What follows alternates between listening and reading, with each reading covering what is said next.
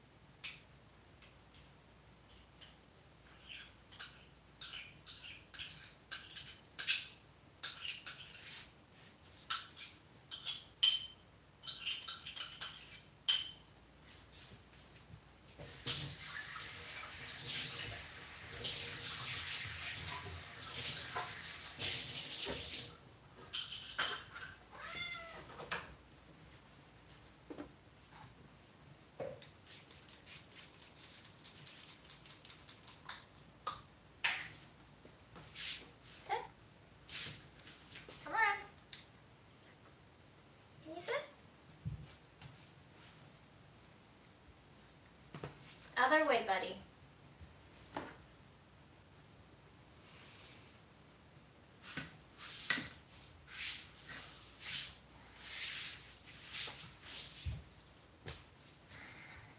Good boy. All right, here we go. 1, 2, 3, 4, 8, 5, 6, 7. Good boy.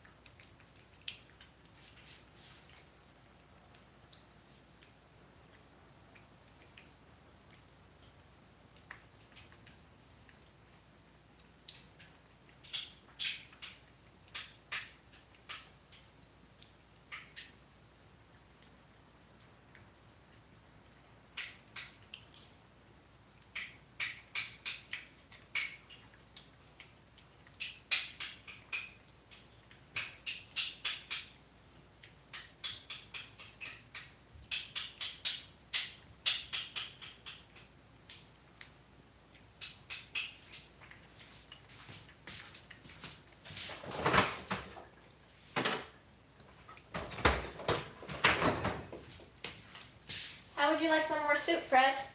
Juicy bits from a new can. Soup.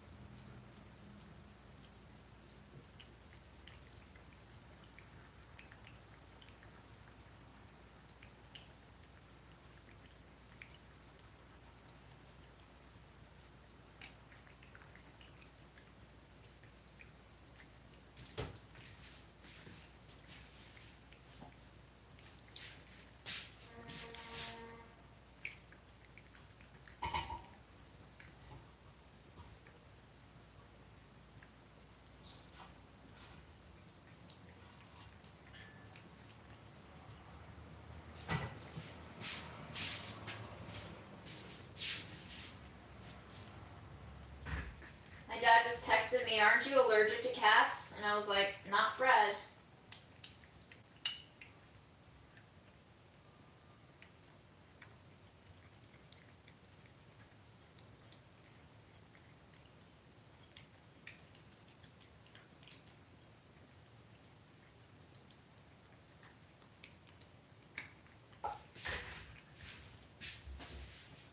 I also don't think I took my vitamins. Thank you for the reminder. Let's take our vitamins.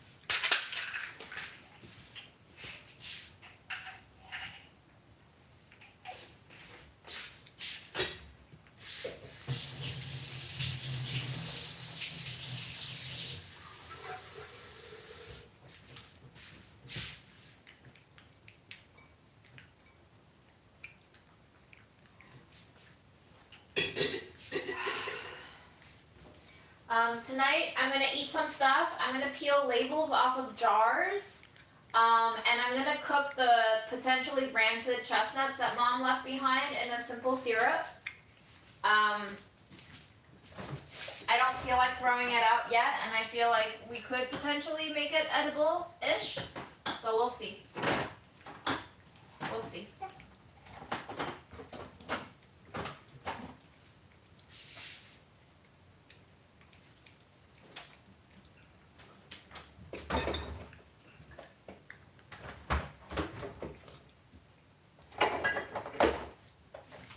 I think it is only fitting if we cook the chestnuts in some Baileys.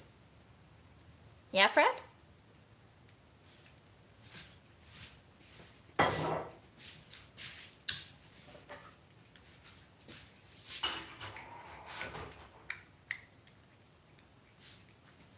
didn't bring anything home from the Delish Test Kitchen except for these freeze-dried strawberries that we were ready to throw out. They're unfortunately no longer crunchy.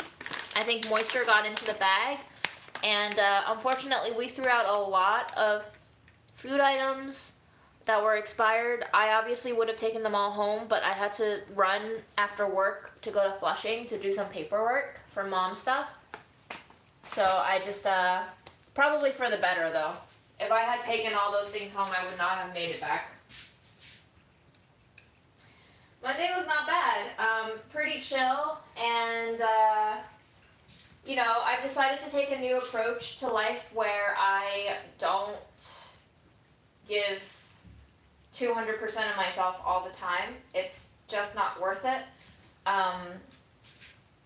Especially in light of mom dying and seeing how hard she worked and how much she burnt herself out, I realized that I need to learn from that and not do that, especially for a corporation that doesn't seem to really care about its workers. So, fuck that.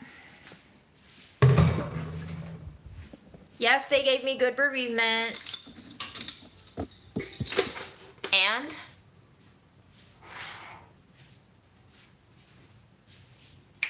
okay, so chestnuts, I soaked them last night. I'm gonna drain them. We're gonna add fresh water, a little bit of Bailey's, a little bit of sugar.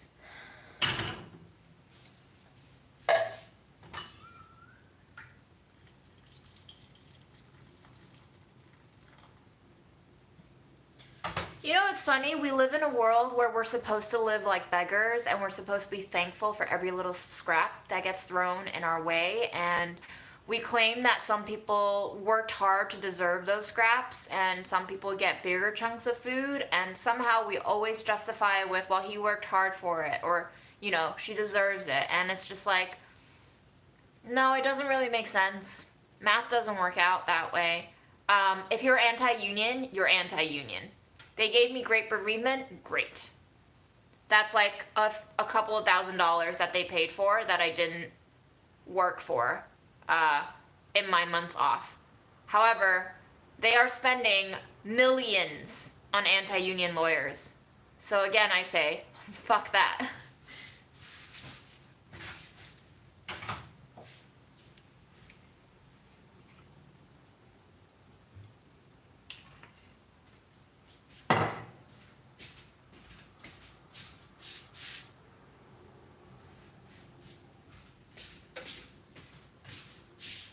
They have the money. They just won't give it to you. And then when they do, they ask, aren't you grateful?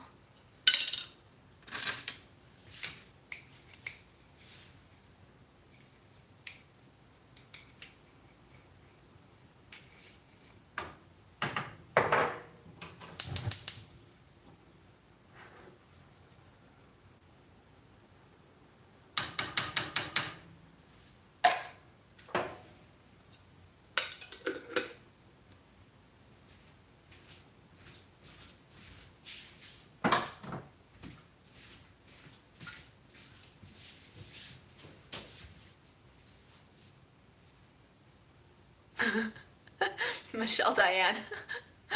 Yeah, we're all buying tents.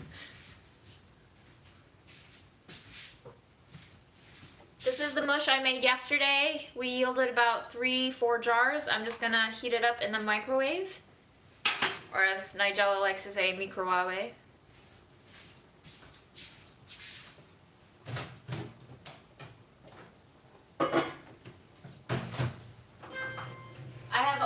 made the sad discovery that all of my Christmas lights are burnt out, even the color ones. So we're gonna have to tear them off someday. Unfortunately, the tape is probably all resiny on the surfaces too, so that's going to, I don't know. Ashley, composition, if your mush burnt, you probably didn't stir it enough, there probably wasn't enough water in there to begin with, and you probably used a cheap pot that had a very thin bottom, like my IKEA ones. With those thin pots, you must stir constantly to avoid burning. Instant pots don't really burn, especially if you have enough water in there to begin with, because it cooks by pressure, not by evaporation, so.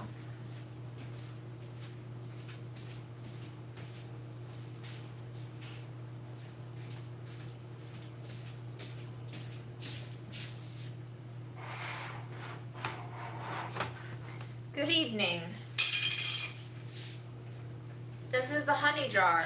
It unfortunately has a label that is very hard to peel. Very unideal. So we're just gonna manhandle our way through it. You know, it is what it is.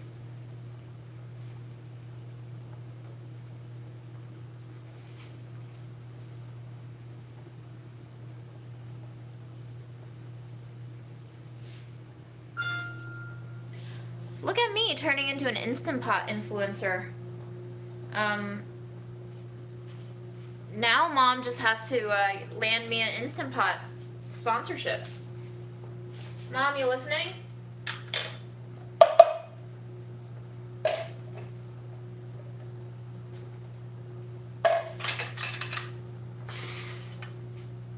Is this mush we made yesterday?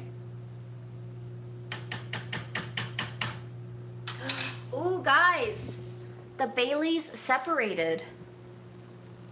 Do you see the little separate parts? The fat separated. Whoopsies. It's okay, we'll just keep cooking it.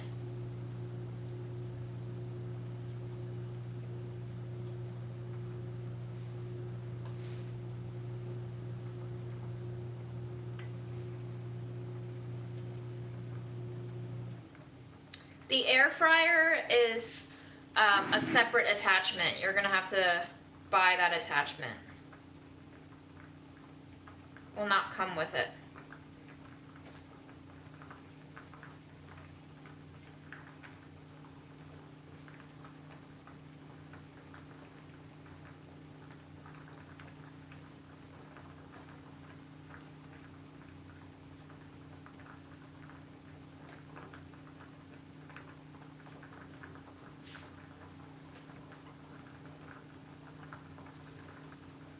Maybe if you buy the deluxe premium whatever kit, it comes with both, but Mom's didn't.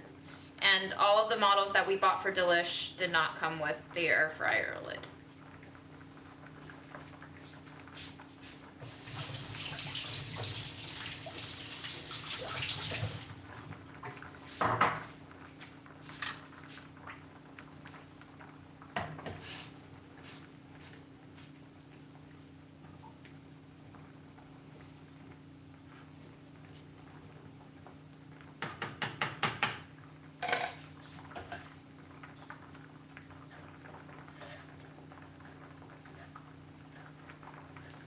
Unfortunately, our kimchi jar lid is also a very sticky, resiny label, so we're gonna have to do a number on all of these things.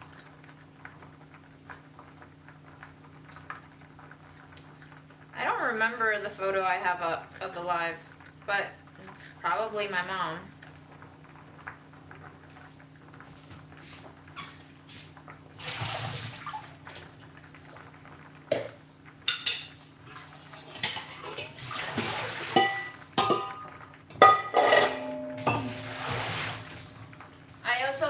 One of those huge honey jars that Mom was storing oatmeal in, and this label is also extremely hard to peel. What's up with all of these bad labels? God damn it, people.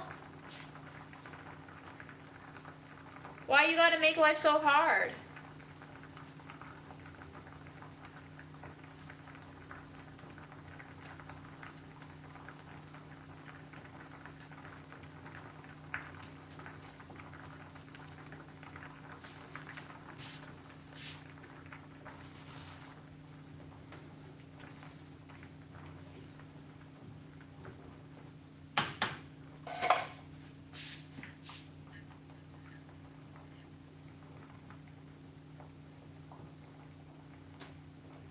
I gave away Mom's blow dryer. Yeah, I do a mixture of oil and baking soda for the most part. That's what works best for me.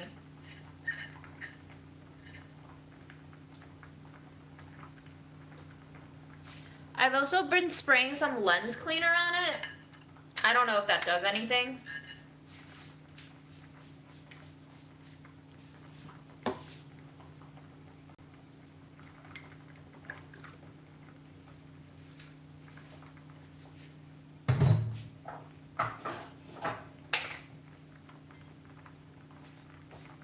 I'm gonna drink this honey jar tea so we can wash this jar clean.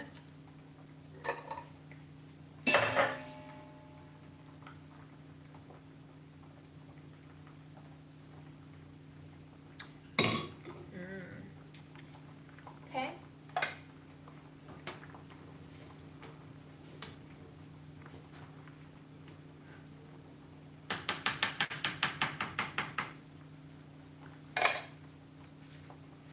It smells a little bit different than rubbing alcohol. It smells a little even more chemically than rubbing alcohol, actually.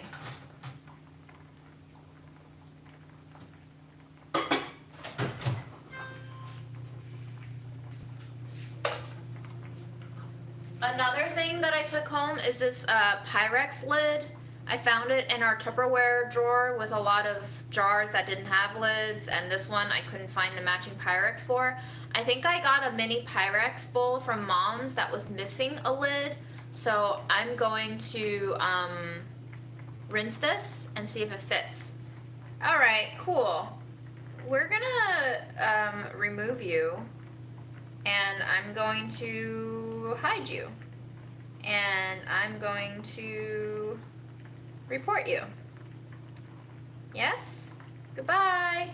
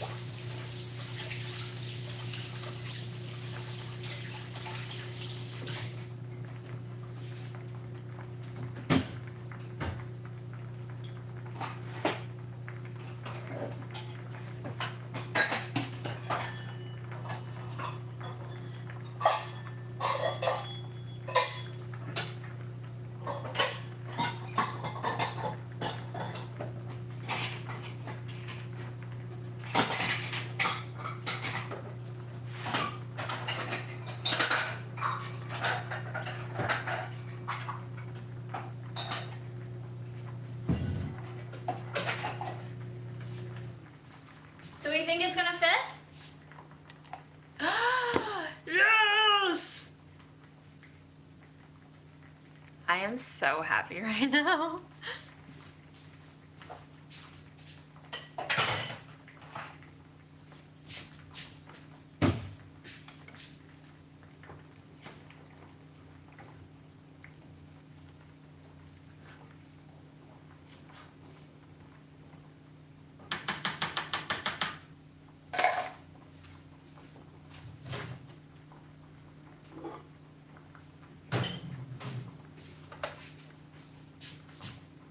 I don't have nail polish remover. I have nail polish, but not remover. Mmm.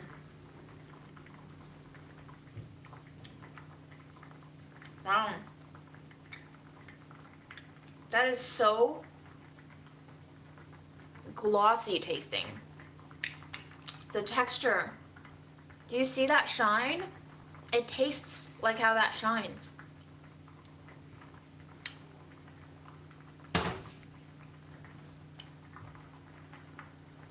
It is yesterday's mush.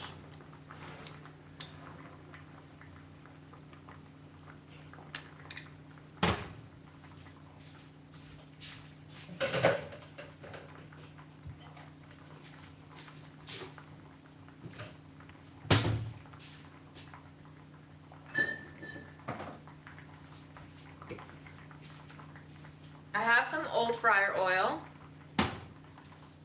and I have some baking soda, and I have a little bit of salt as an abrasive for moms, all thanks to Mom.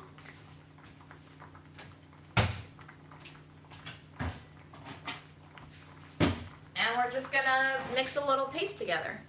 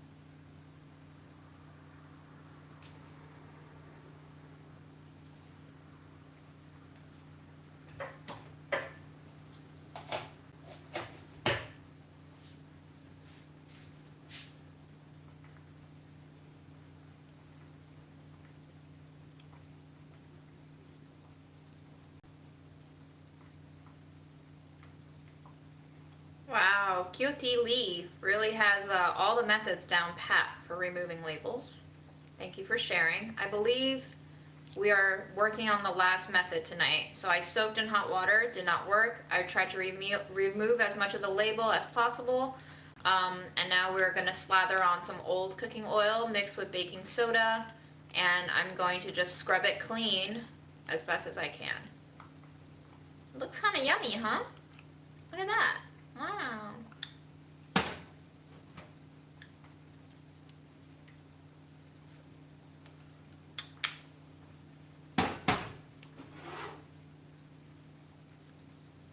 If you want to know my bands or music, there's a playlist on this YouTube channel called Tunes for You. That is everything that I found on YouTube that I remembered to add. If you follow me on Instagram, I have stories that are Spotify links to songs that I like, and I've collected all of those stories in highlights called Heartbeats 1 through 7. So there's currently 600 plus songs on my Instagram profile.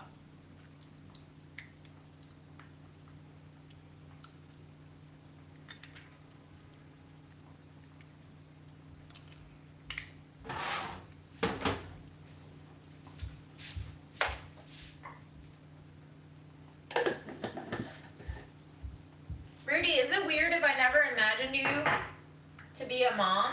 I always thought you were younger, like early 20s.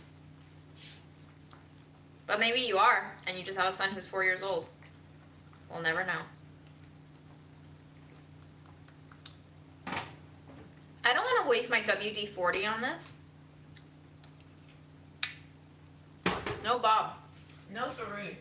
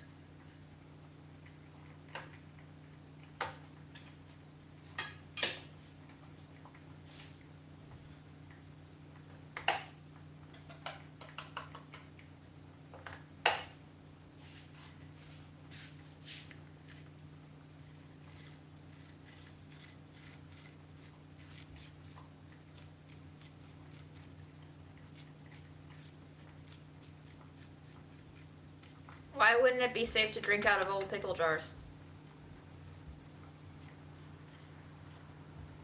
I mean, maybe if you don't want to smell the pickles, that would be unsafe for your sensitive nose, but I think pickle jars are safe to drink from. Are they laced with arsenic?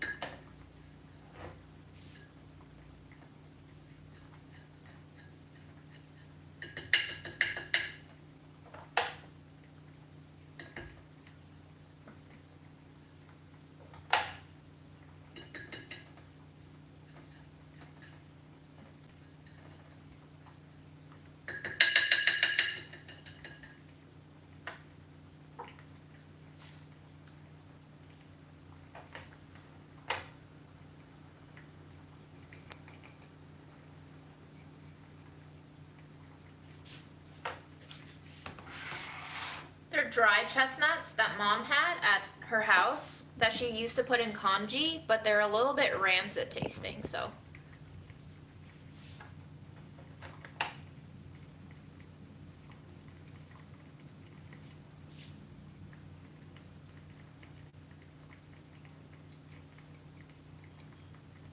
I am getting the sticky off. It's a combination of oil, baking soda, salt.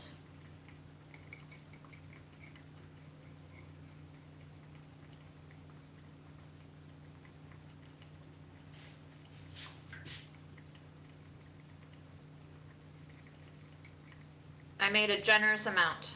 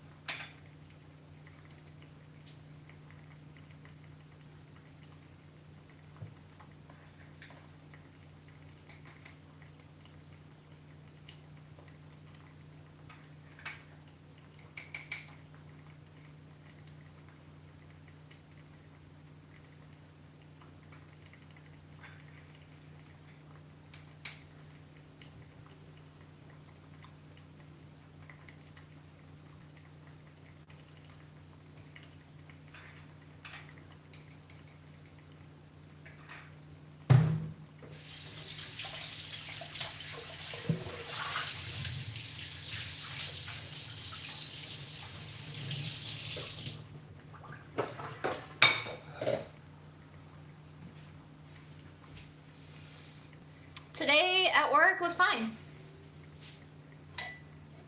I scrubbed a lot of pots for our kitchen clean out. Try to restore some of them that have been gunked over with, burn marks and all of that.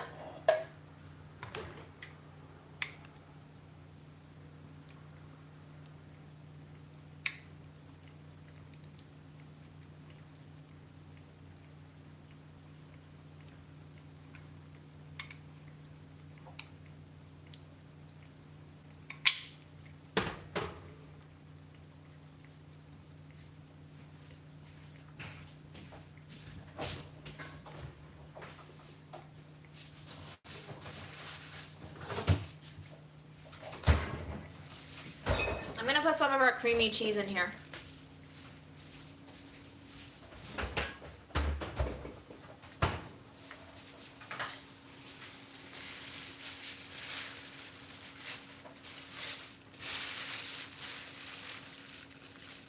And by some, I mean a lot.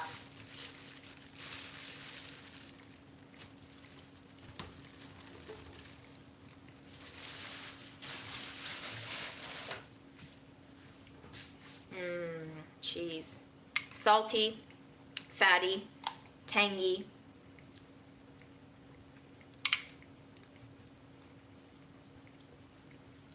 Chestnuts can be a snack, or they can be cooked. It's whatever. It's like carrots. Do you cook them or are they a snack? Apples. Same thing. You know, you can just, you can eat everything if you want raw.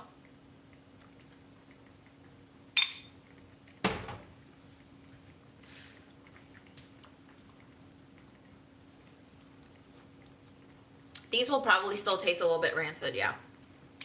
I couldn't quite bear to throw them away because I remember Mom making me congee, sweet congee with these, and I really want to eat them. It would be too hard for me, I think, psychologically to just trash them.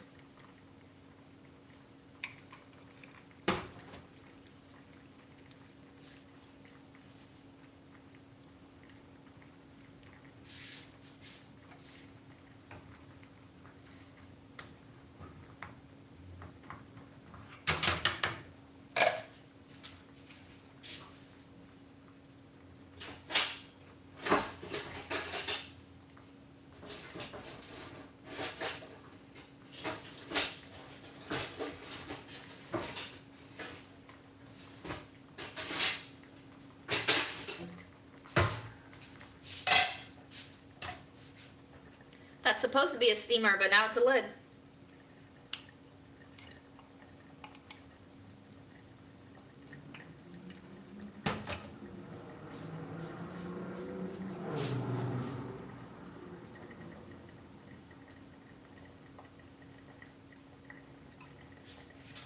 All right, I'm gonna start scrubbing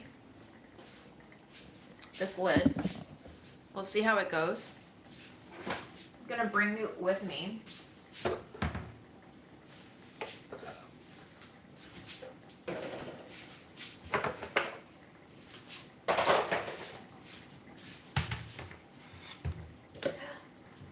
Hi, Beijing.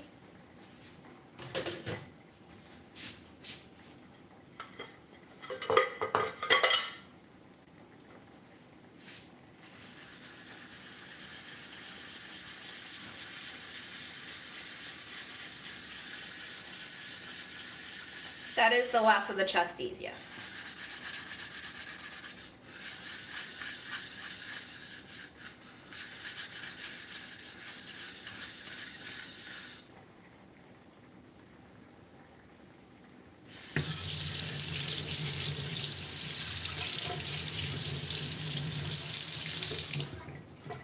I thought about grinding them into a flour, but they're so not good, it's not even worth the effort. Doing that would also dull down my Vitamix blades, and for no reason, because they don't taste good. So I figured soaking them in Bailey's as proper a send-off as I can give them.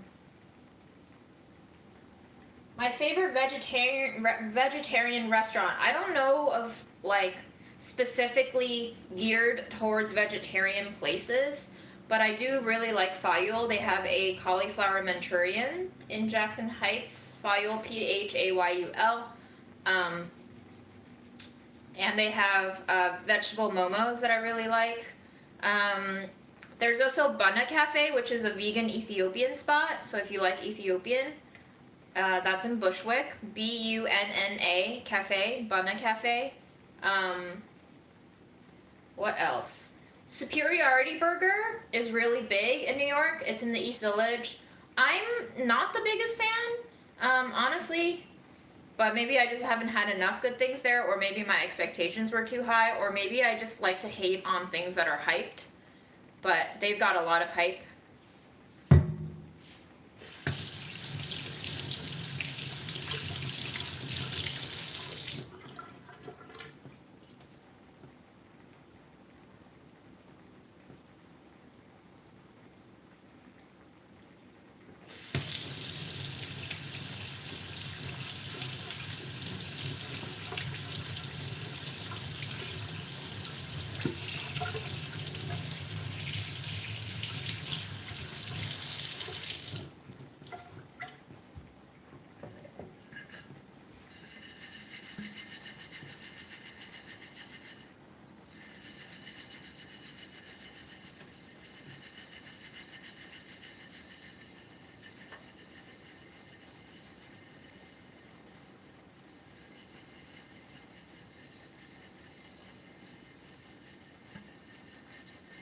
I don't know if I've eaten Dominican food, and if I have, it's not more than once. I mean, I live very close to Jackson Heights and Corona. We got a big Latin American variety of food here, so I feel like it should be relatively easy for me to access them, but I've just never had the urge to eat Dominican food, but probably because I don't know much about it.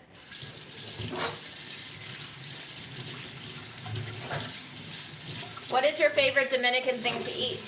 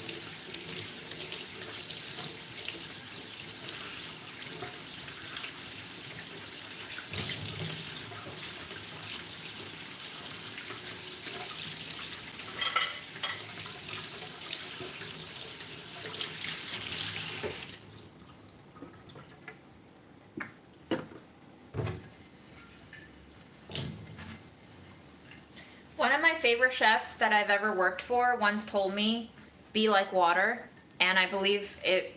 I think it's a Bruce Lee quote, maybe, and it stayed with me for a very long time. Water is an amazing substance. It shifts and changes itself and is powerless, but also destructively powerful from time to time, and it's a fascinating life advice to get.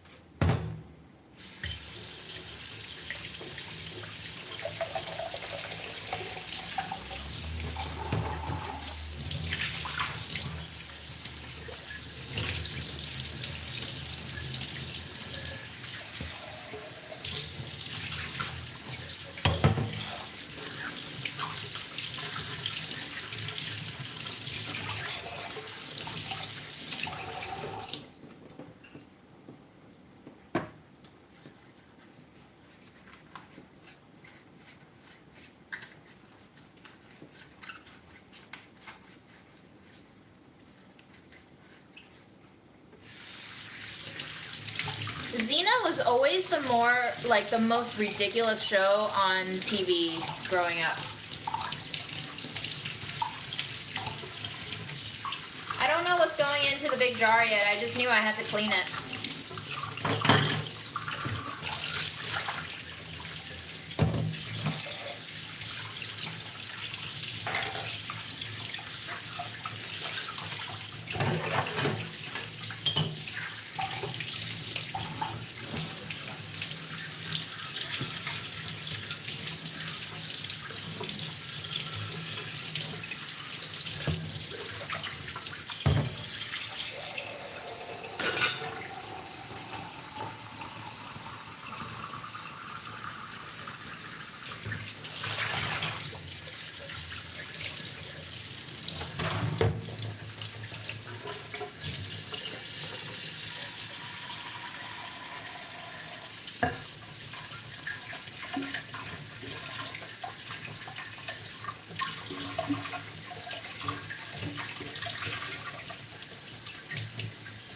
Yeah, Bunna is actually vegan.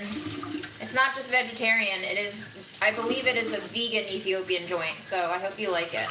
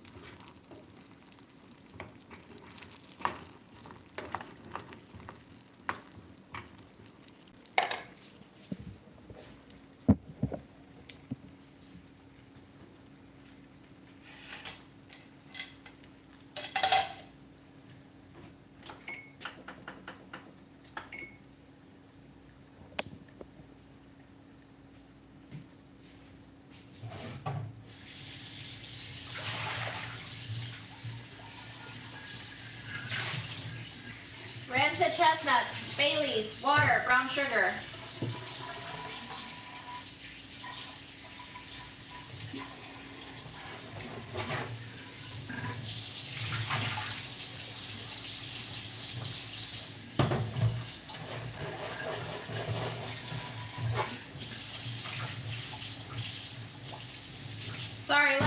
right, you work in a hospital and you're currently high. Are you currently working? Should we be worried for the people in your hospital?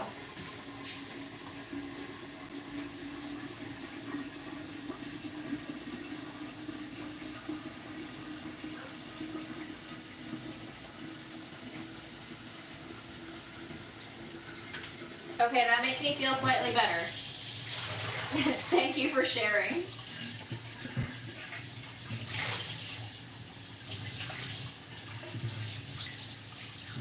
Rancid nuts taste like old oils. You've smelled old oils. They will smell like a little bit bitter gasoline is how I would describe the taste and the smell of it. You can smell it. It's when oils turn, and it's not a pleasant smell.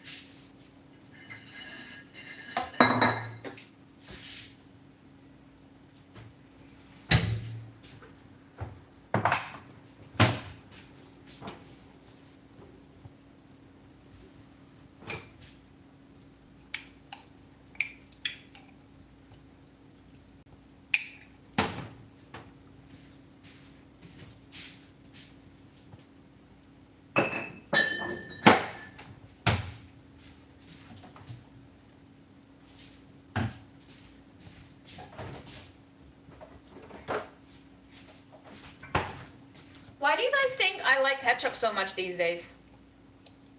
I've never liked ketchup this much before. But lately it's just been like such a big part of my life.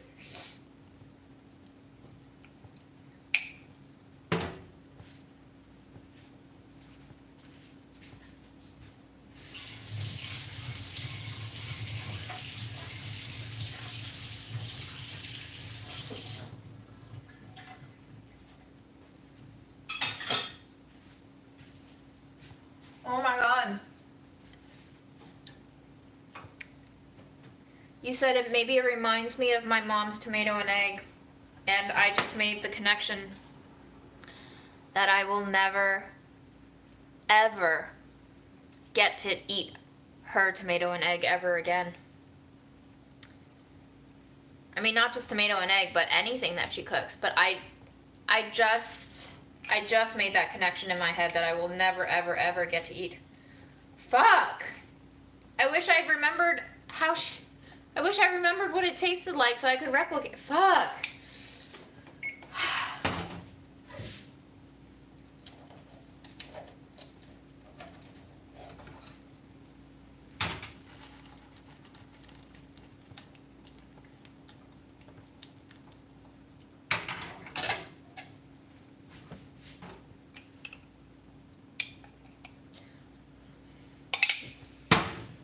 Oh well.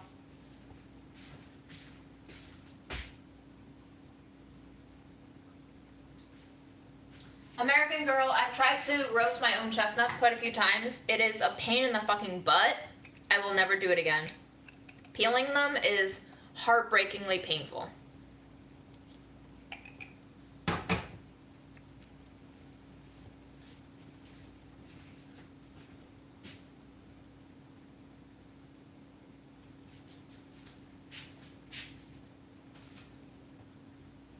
I don't know if the alcohol was sufficient enough to tenderize the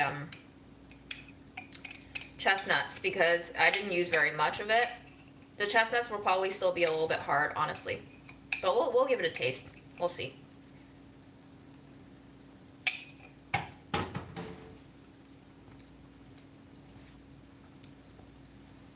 Letting other people cook me tomato and egg sounds fucking amazing though.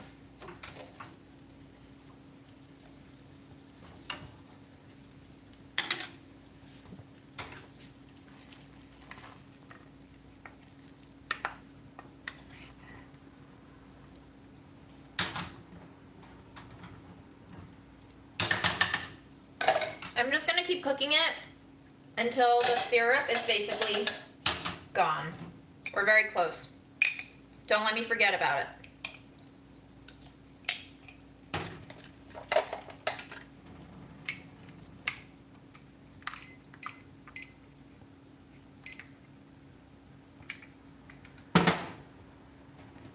Fred is on the bed, yes, probably. He's had his dinner, so he doesn't want to deal with us anymore. Let me guess, you want to see him.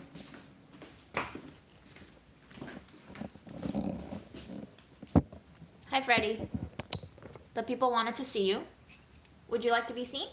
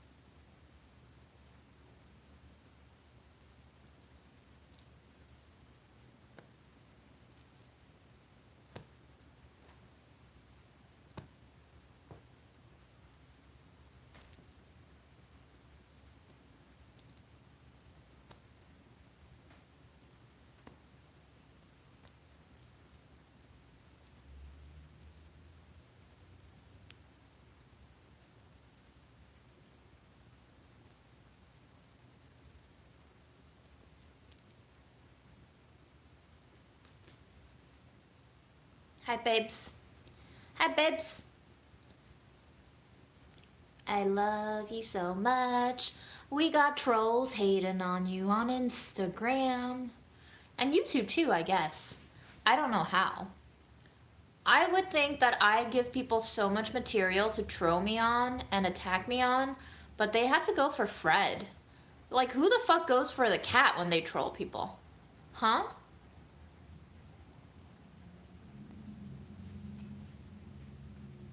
I mean, they're hating on me, but they're going through Fred to hate on me. And I'm just like, wow, you picked the really, really wrong topic.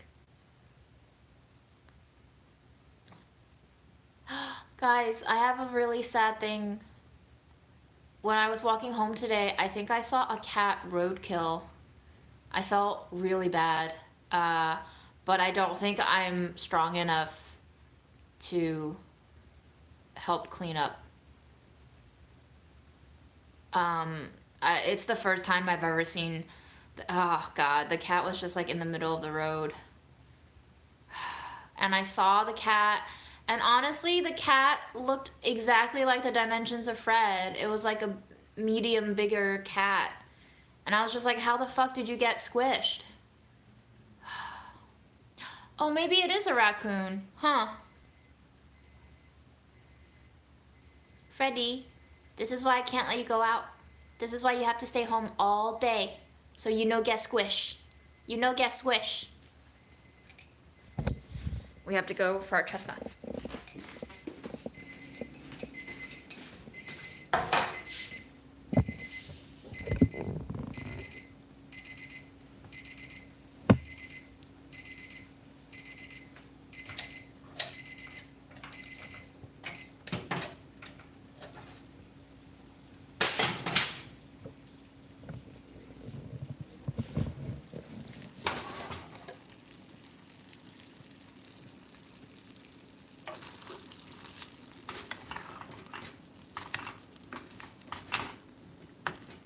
Oh my God, you guys, it smells like caramelized Baileys. It smells like alcoholic butterscotch. Alcoholic butterscotch.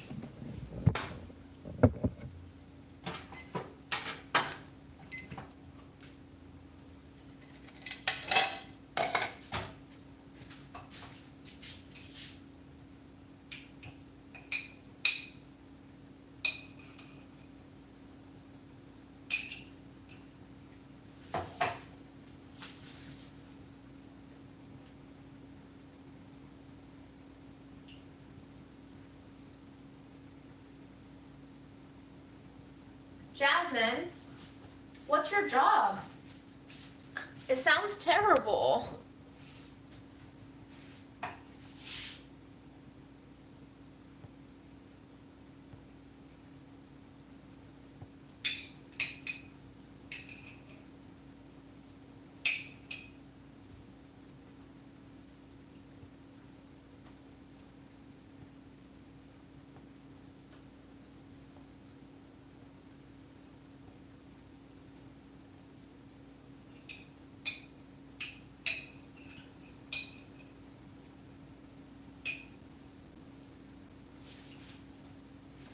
Oh, wow. Thank you for being an animal care specialist. That sounds like a lovely job. Which reminds me, I had a talk with Grandma today. So after work, I went to Flushing, took care of some paperwork, and I was like, well, I'm here in Flushing. I might as well buy Grandma a youtiao, which is a Chinese cruller. It's like a fried dough stick. And yes, I do have a delish recipe for youtiao. It's not quite the same as the street style one, but I think it's still pretty good. I mean, it's a fry bread, right? Anyway, getting off track. I bought the youtiao and I went to visit Grandma and I talked to her. It was really late. I was really tired, but I also felt bad because I wasn't in the best mood yesterday and I left her very abruptly and very quickly after arriving. So I was like, let me just sit with Grandma. And it wasn't all altruistic either because I was feeling pretty shitty. Since Mom died, people have been giving me advice, recommendations, and persuasions to not donate her body. As you know, that is a choice that I made. I already went through with the paperwork. And surprisingly enough, when somebody else asked me if there's a chance that we can still take Mom's body back and give her a proper cremation or burial, Chris from the Albert Einstein College of Medicine reached out to me via email and he was like, we're actually missing 2 more forms. Can you sign these for me? So it was very strange that those 2 events coincided together, of someone else asking me if it's too late to retract Mom's body from the donation program, and also them needing more forms to be filled out. And I was just like caught at a crossroads, and I was like, is this Mom giving me a sign that she doesn't want to be donated medically and be cut open in front of people in a class? Like, am I disrespecting her? Especially because I found all those versions of the letters where she rescinded her organ donation. And I felt very conflicted. I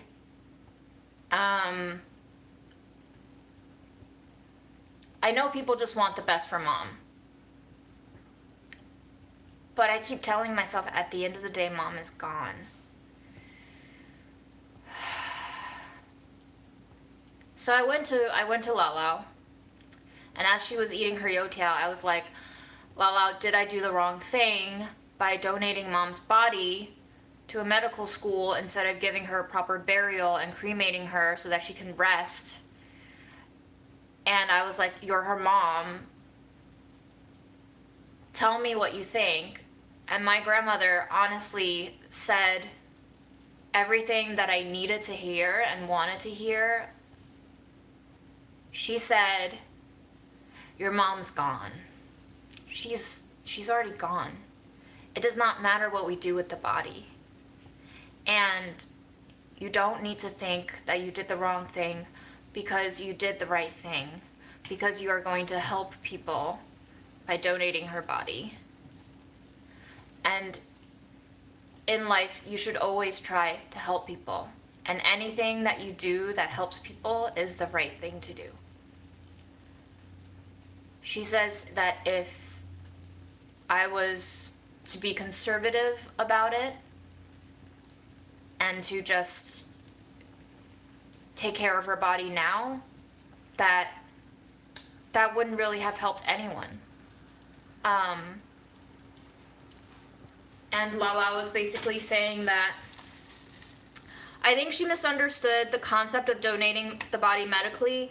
I think maybe she thought like this would be almost like an autopsy of sorts, that we could figure out what went wrong with mom, and now we could figure out from her organs and her body what disease she had, and maybe they could find a way of like preventing this disease for other people. But that detail aside, I think grandma's main thought still stays. It is going to be used in a class where future medical workers are going to learn about the human body, and it is going to be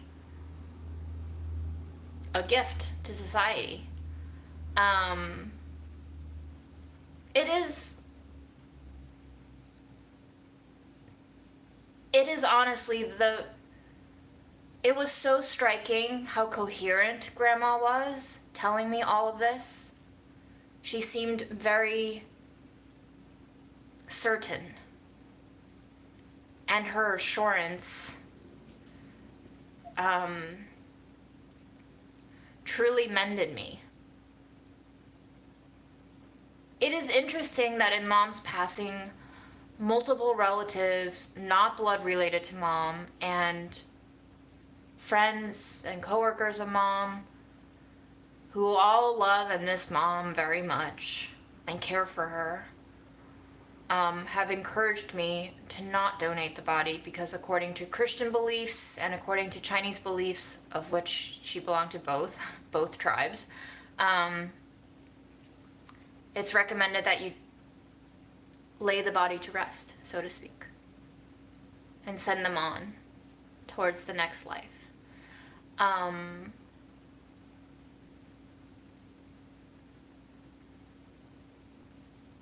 But it is interesting that the two people who have been fully supportive of my decision to donate mom's body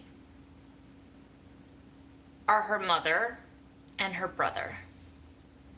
The people who are the most closely related to her and share the same blood and bones and spirit. Grandma also talked to me about how mom's gone and that's that. And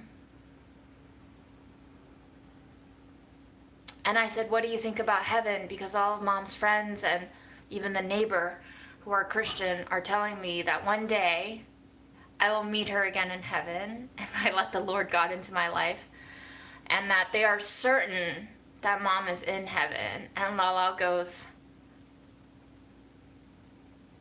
what heaven?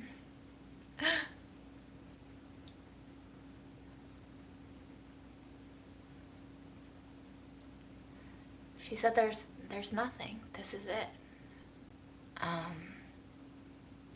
And I said, you know what? I would prefer that there be nothing after this.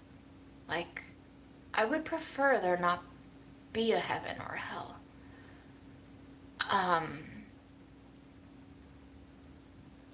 Because I can't bear the thought of this not ending. I don't want to disagree with people when they say Jesus is real and he loves me so much. That is great. I love it. I love that Jesus is real, because I love that fucking Jesus that kicked tables around inside churches where stupid motherfuckers were selling shit inside the house of God. I love everything that is a conundrum of Jesus, and that he struggled with his destiny and fate and his sacrifice, and he showed weakness. I have nothing against Jesus. I love the stories of Jesus. I love the parables of Jesus. I have an issue with religion. I have an issue with institutions. I have an issue with other people telling me what reality is, as if they knew. I just want people to admit to me that they don't know anything.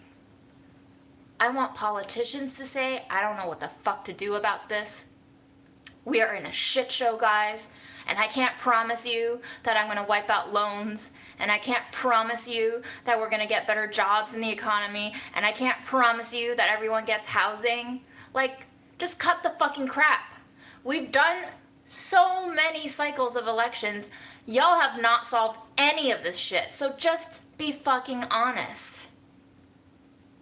You're not gonna solve the world's problems.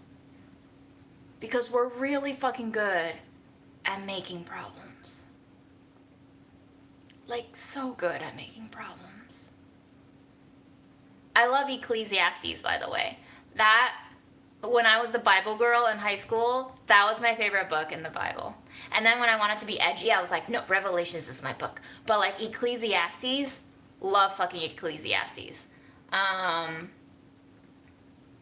Ecclesiastes was the first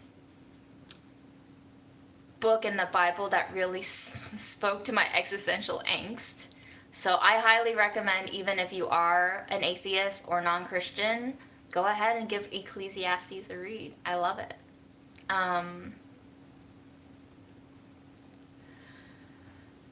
We love to buy into lies, right? So that's why politicians gotta lie to us, because they know what sells.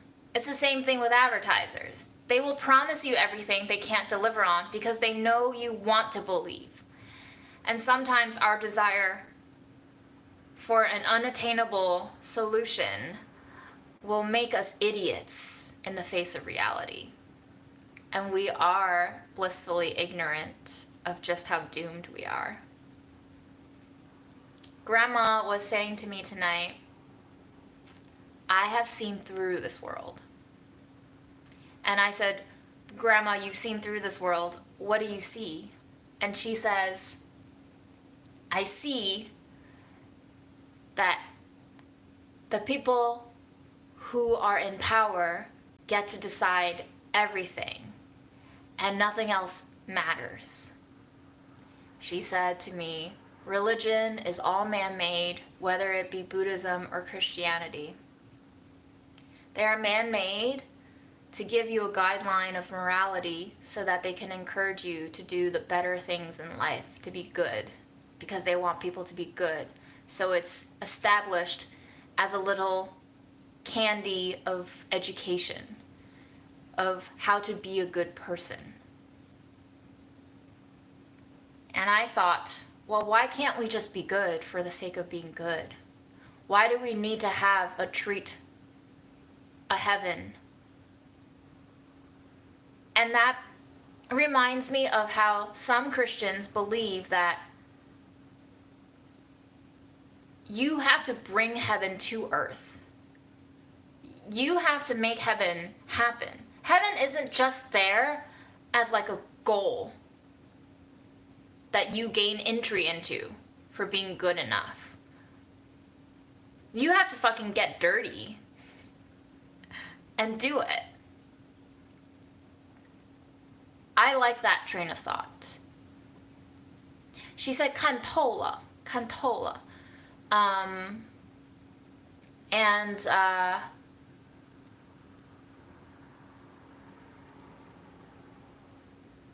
If we can find joy in helping other people just for the sake of helping other people, like, that's heaven to me.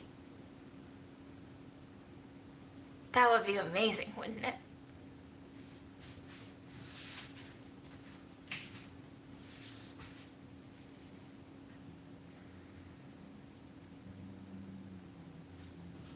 Yes, Sarah, I know her ashes are gonna come back to me.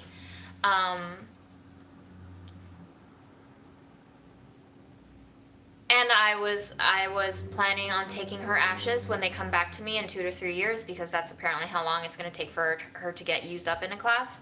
I was planning on taking her ashes on my future trips, because Mom always wanted to travel and she never really got to retire and travel. And I was just thinking of like leaving a little bit of her everywhere I go so that I could pretend in spirit, thought, and mind that Mom is with me on these trips and that she also set foot in all these places. It makes me uncomfortable to think of, I know she's gone. It doesn't follow through on the logic of Grandma saying she's gone, so it doesn't matter what you do with her body. But as we have all acknowledged, what you do with a dead person's body is for the living. And so, I want to pretend that she's gonna travel with me.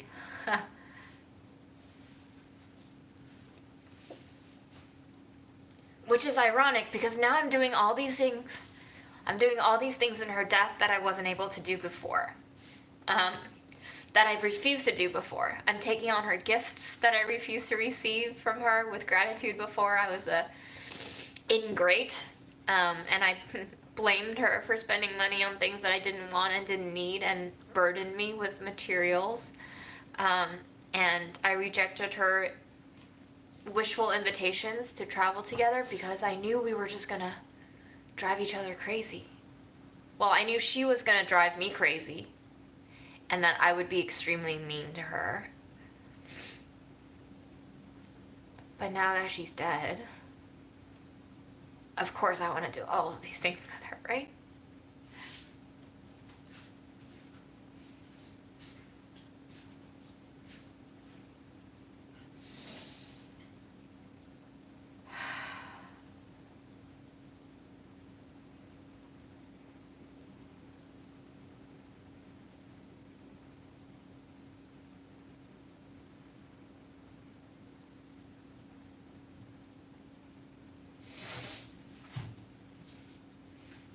I know Mom's cause of death. The coroner ruled it to be cardiovascular disease. I don't know if medical class will be able to get any more specific than that, given how long her body's gonna take to be actually used in class. I don't think it's very important. It bothers me to think of burying Mom in one place I wouldn't want to be. Not that it matters. I don't care what you do with my body after I die. Let this be a living will. I would prefer that you donate it to a medical facility too, whoever is in charge of my estate when I die. And I asked Grandma this too. I asked Grandma this too because we were on the topic, and I figured, you know, she's gonna turn 94 in January. Just what if? She's gonna live forever, honestly. Nobody at the facility believes that she's turning 94. Everybody's like, I thought she was 70, I thought she was 80. I was like, yeah, she's gonna live for fucking ever. But I asked Grandma, what do you want me to do with your body should you die? And she said, I don't care, because I'll be dead. But if you think you can donate it and it'll help people, donate it.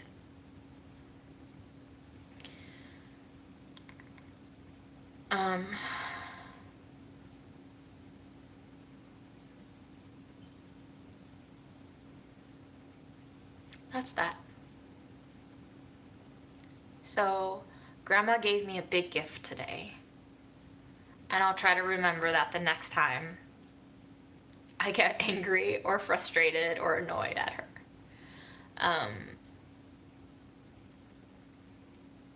So thank you, Grandma. Having that brief talk with her really set me back on track.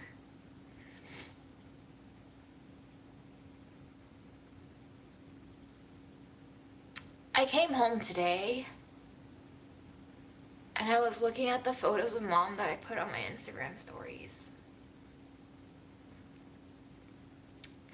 And she was smiling in one of them. And I decided to look at the picture and then look at myself.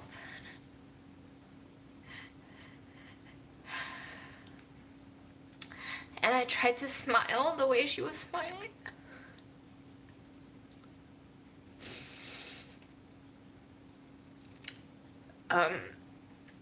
And for a brief second,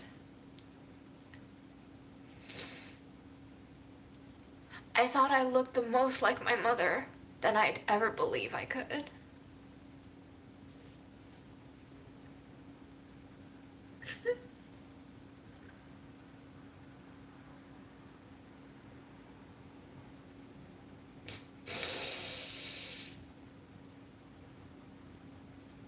And it made me cry, but it wasn't a bad cry.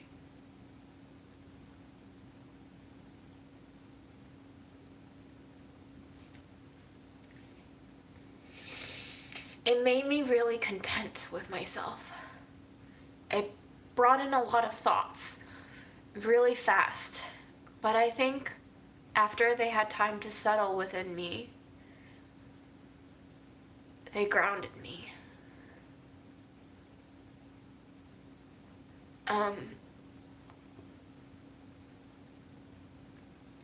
One, you're all right. My mom's biggest legacy is in me. So she will always be with me. And in turn, I with her.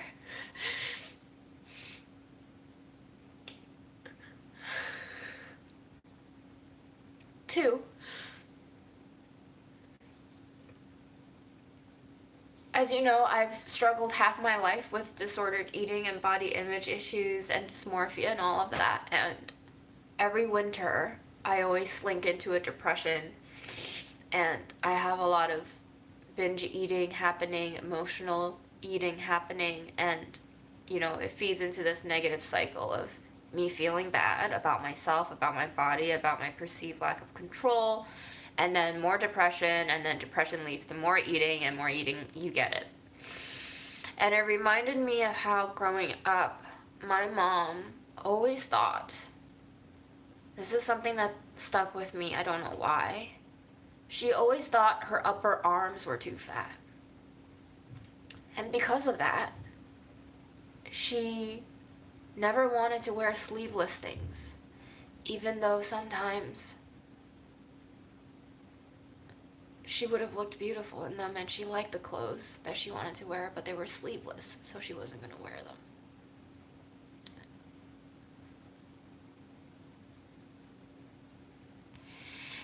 And looking back at these photos, and maybe people are just being nice to me on the internet because I'm grieving,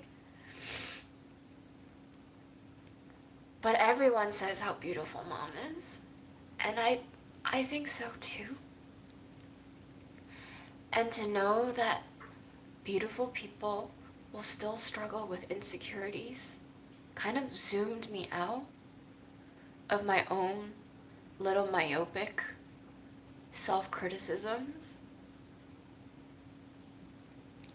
It's kind of silly, isn't it? To blame myself for a perceived lack of self-control. It's almost as if you are blaming winter for being cold.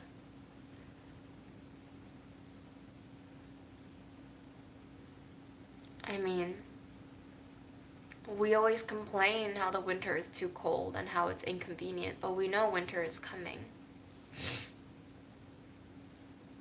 And we prepare to live through winter, and we do it every year. So I think I just have to prepare myself for my own winters. And yes, I can gripe about it and not like certain aspects of it being myself and my relationship with myself. But this is it. This is the relationship.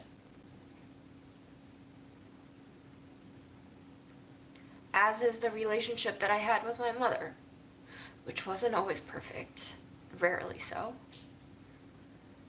But despite it all, we did it year after year, and we knew each other as much as we could, and we tried to understand each other as much as we could. And I believe, even though our love languages didn't match up, and a lot of our efforts to show love through methods that didn't work for the other person were misguided, we still tried to love each other.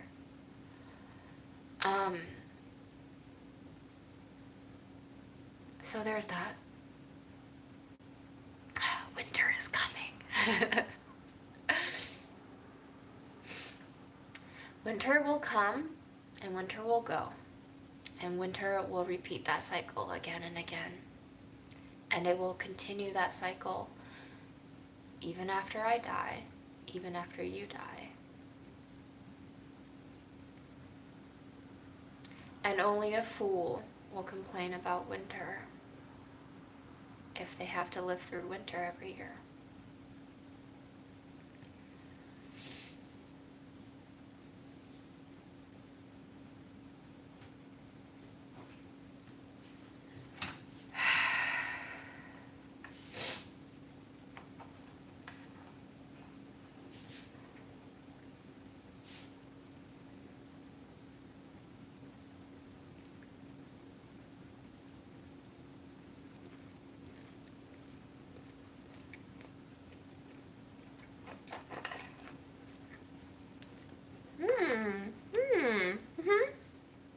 Okay.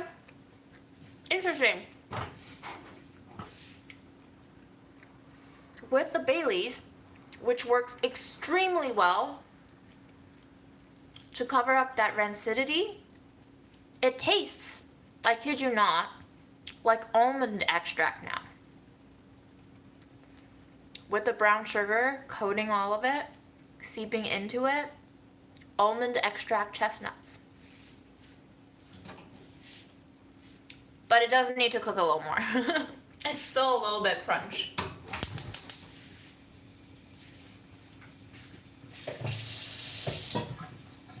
I'm gonna put in some of this red tea actually.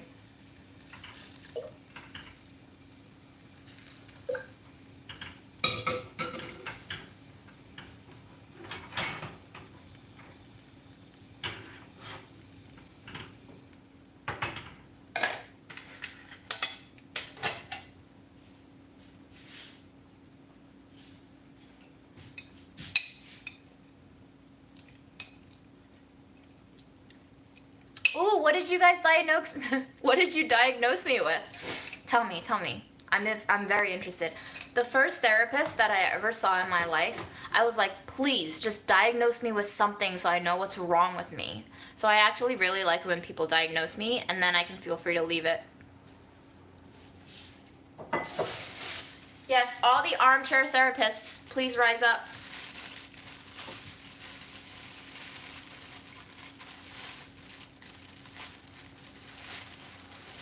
Some people said that rancidity will be carcinogenic, so don't eat the way I do. I truly don't give a fuck, but if you give a fuck, don't eat rancid things.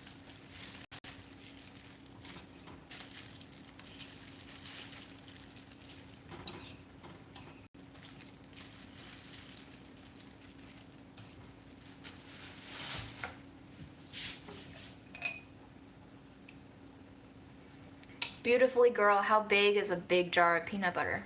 Is it like at least 48 ounces?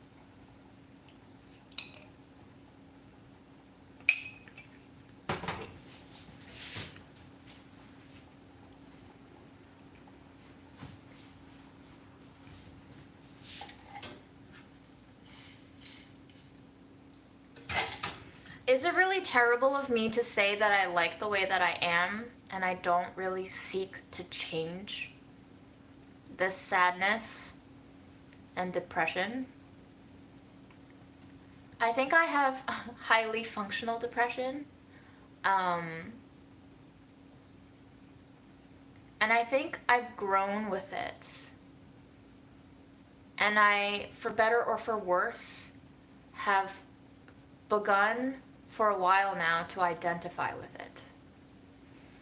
It is very much who I am, and it is the way that I see the world, and it would be taking glasses away from me now.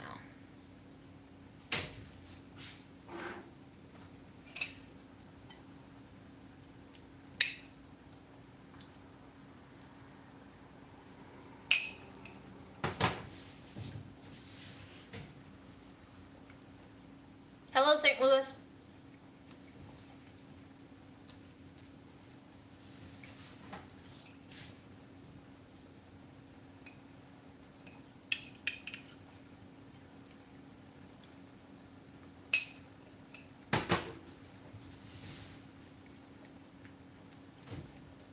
For the people who say, that I need to seek help in order to be happy, why do you think happiness and sadness are exclusive of each other? Just because I seem more depressed than the average person lets on, does that mean that I'm not happy ever? In the same way that I throw trash meals together where everything's just cooking into a mush, I feel like that's what happens to me in all of life. I just let it all mingle together, and sometimes it does not taste good. But I eat it anyway. The best part is throwing shit together and seeing what you end up with. It won't always work out, but that's what makes it fun. Can you imagine gambling and playing the lottery knowing you're gonna win all the time? I think the thrill is in knowing not what's gonna happen. And if you learn that you are going to lose half or most of the time, and that's just part of the game, then the losses don't really feel that bad after a while.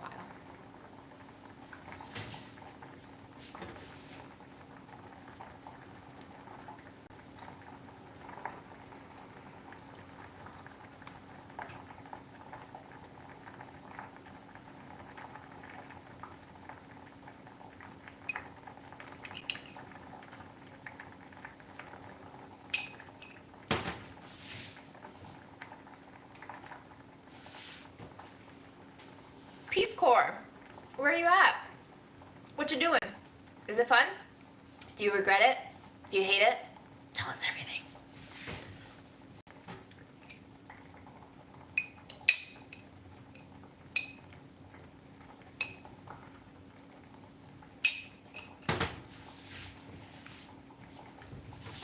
Maverick, what do you have against my cheesy mush? Do you want the anchovies, Maverick? Is that what's happening? There's fishies in here. Here, swat it. Swat it. Swat it.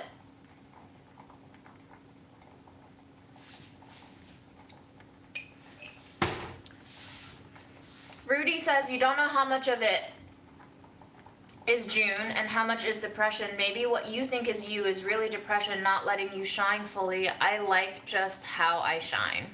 That's the thing though. I don't want to be more. I'm satisfied. This is a good spot, personally for me. I think it can be triggering for other people to witness and to be in my company sometimes because I do get very heavy. And maybe it brings up feelings that they are not ready or equipped or desire to be reminded of and to be immersed in. Depression and depressive states can be contagious, so I get it. But lucky for you, you're not Aaron. You don't have to live with me all the fucking time, and you can turn off your screen anytime you want. You can unfollow me, you can unsubscribe, you can do all of those things, and I'll be zapped out of your life forever.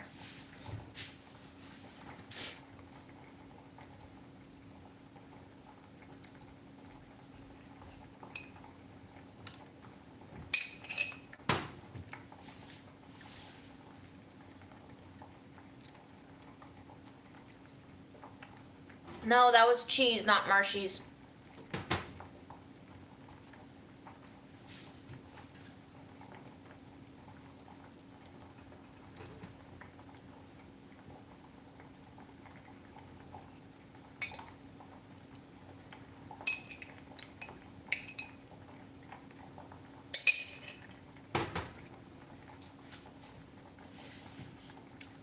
Yeah, the eating disorder, the body dysmorphia, I feel like they're kind of intertwined with the depression, but I'm not sure how yet, which is why I'm going to keep going to therapy and see what I discover about myself. In the beginning, I was very distraught at having to change therapists and or finding a therapist that I didn't really mesh with, but I am developing a new perspective on this because here's the thing. I just had a first therapy session with a new therapist Saturday.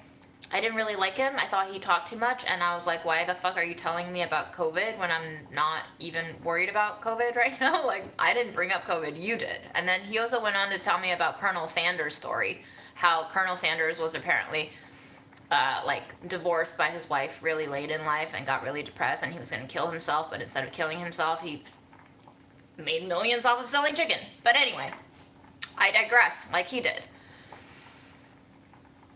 When I was still on dating apps and I went on first dates, I found exhilaration out of that first meeting because I love gauging people and I love interacting with them. In the same way, I'm not saying I'm dating my therapist, but in the same way, meeting a new therapist will give me a different perspective and it will help me have the opportunity to engage with another person, talking both about me and not me, and even in the times where it is off topic, I will discover new things about myself, which I think is the point of therapy. So maybe I won't stay with him. Maybe I'll switch someone another session or two in. But I don't regret it because it's fascinating to see. It's also like, wow, you're a therapist? Maybe I can do this too. But no, I would have to go back to school, so.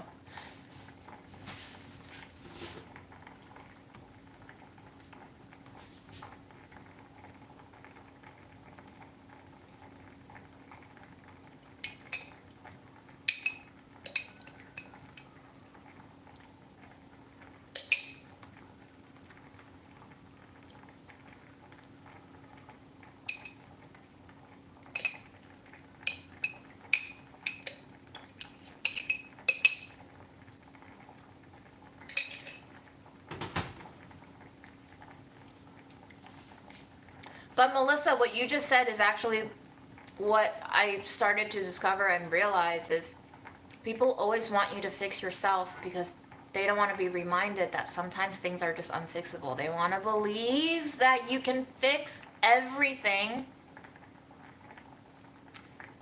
It's a fairy tale. Sometimes you just can't fix it, but you can try. I think the problem with people telling me to go to therapy and get on medication is that they have a goal for me in mind, and that goal is ultimate happiness. That's the problem. It's not like get to know yourself and learn to live with yourself and manage your pain with help. It's fix yourself because you are broken, and we don't want to see the broken. We want to see the pretty spanking new things. The broken produce gets put into a bag marked for $1 and potentially is brown avocado that is still hard as a rock. So we don't want those.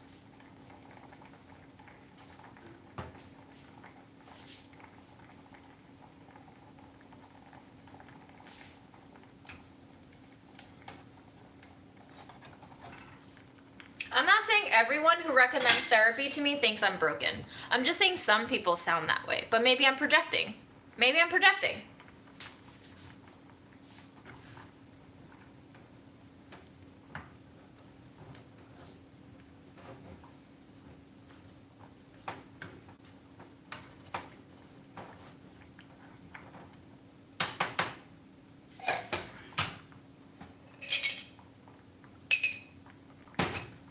I need more mush.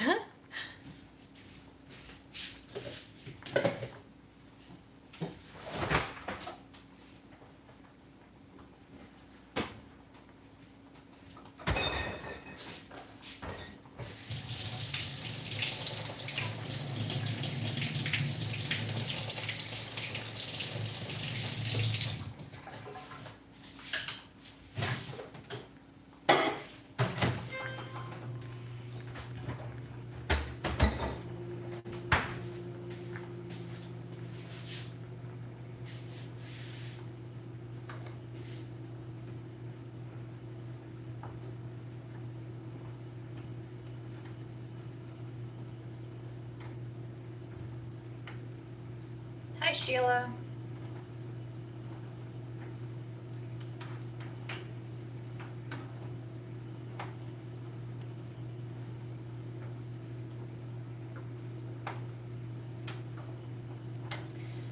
And I'm also, so I mentioned how when I saw my first therapist, I was like, I went in with the intention of getting diagnosed with a mental illness, and I was just like, please diagnose me, I want to know what's wrong. And at that point, I was distilling mental illness into like a contained concept. I'm just realizing in the last year that depression can vary, just like gender identity and sexual orientation and all sorts of identity.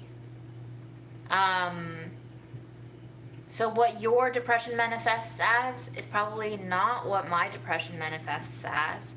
And it's not like you can apply the same solution to all of them. We can have very different kinds of depression going on. So that's something that I'm learning. Like, for example, like Rudy, I think you feel trapped by your condition when you're depressed. I feel extreme despair when it gets bad. Does it keep me from doing things? Yes. But it's not like I want to do other things when I'm experiencing that depression. That's just like my winter for me. You can't wear tank tops in the winter. I mean, you can wear a bathing suit in the winter. Maybe you like it.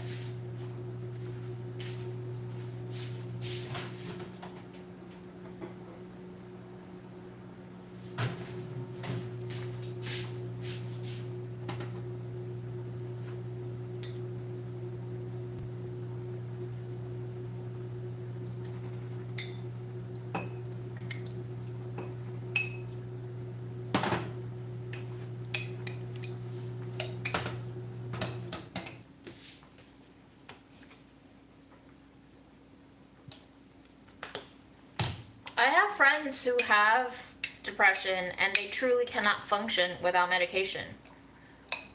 I mean, I guess I'm thankful that I don't have that type of depression.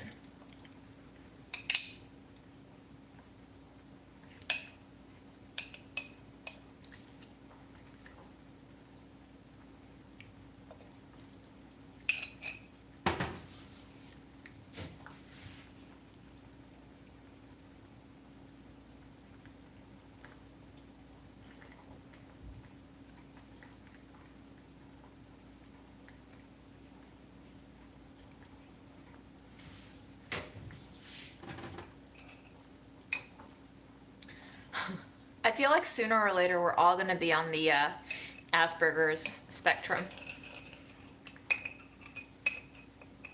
We just keep broadening our definition of so-called ailments and illnesses and diseases. We're either all gonna be diseased or we're all not gonna be diseased. There's just no in between anymore.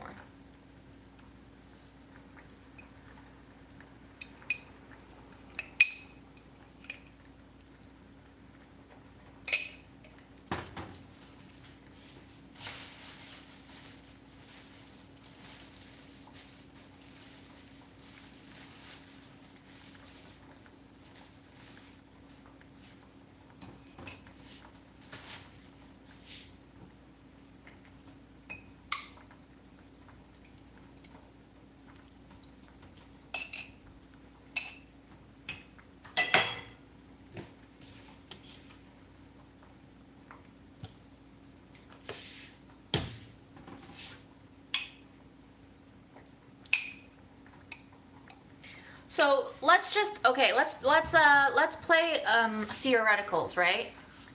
What would it mean for me if I were to be diagnosed with Asperger's, or if I were to be on the autistic spectrum? Like, what would that mean for me? How would that change my life?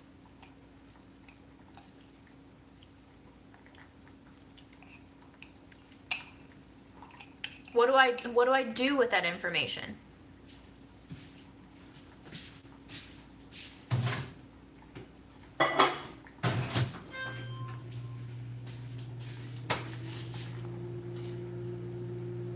Yes, we cleaned his bowl. Thank you.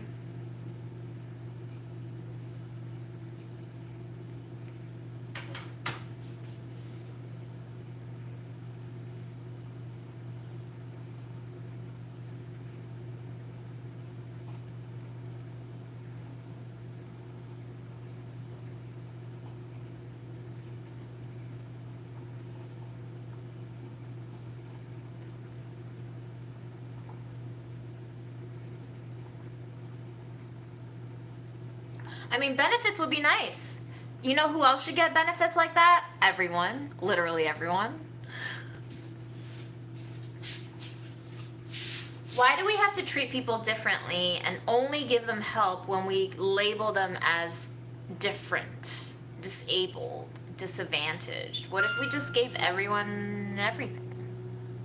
What would happen if we gave everyone everything they needed?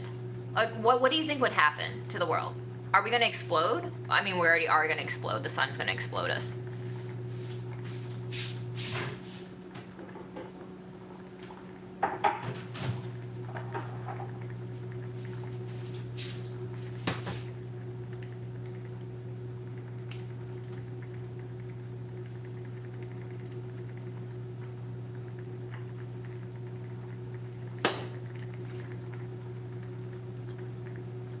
Wow, boo-hoo. I'm so sorry that some people are gonna get not as rich.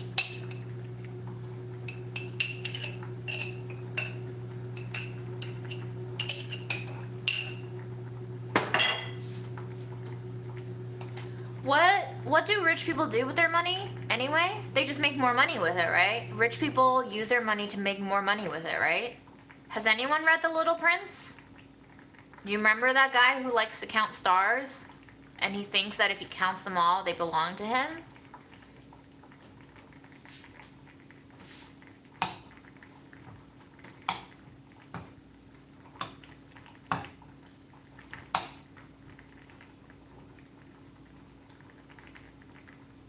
I wish I had math skills like Rain Man, though. That would be amazing.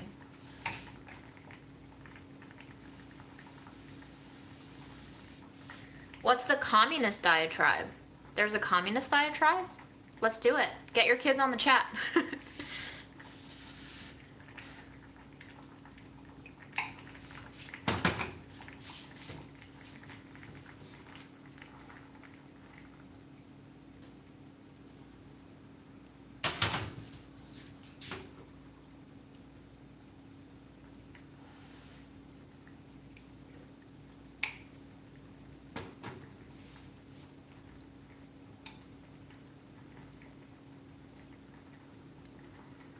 Where would the wealth come from to help the needy? Have you listened to a single presidential debate Bernie participated in?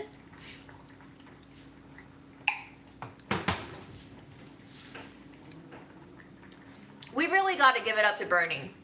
He's never going to win an election as president of the United States.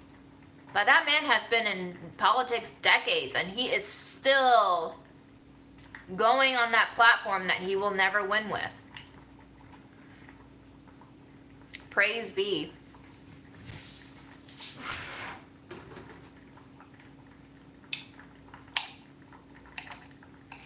Bernie is the ultimate loser, and I fucking love him.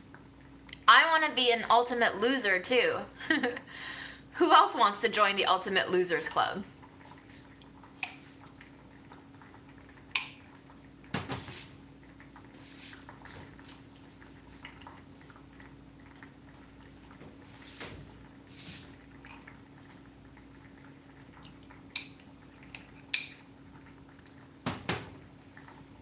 Oh, Bernie could have won, of course, but they stacked the money against him. He would have lost the Democratic Party so much fucking money. They couldn't have let that happen, right? The Democrats and the Republicans are just like twins. They have like one or two slight detailed features, slightly variated. Same DNA though.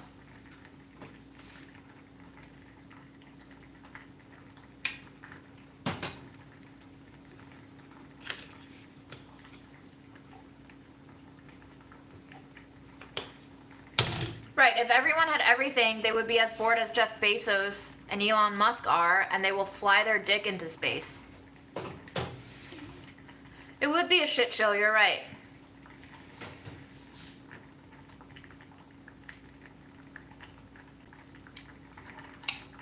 American Girl says, if anyone deserves to be president, it's Bernie. America would be an awesome place if you had a chance. Well, American Girl, we know that this world, and especially America, despite all of its fairy tales that it wants to uphold for PR reasons, that it is not a meritocracy. And deserving is just another lie that we were fed as children. Like Santa Claus, yay! Santa.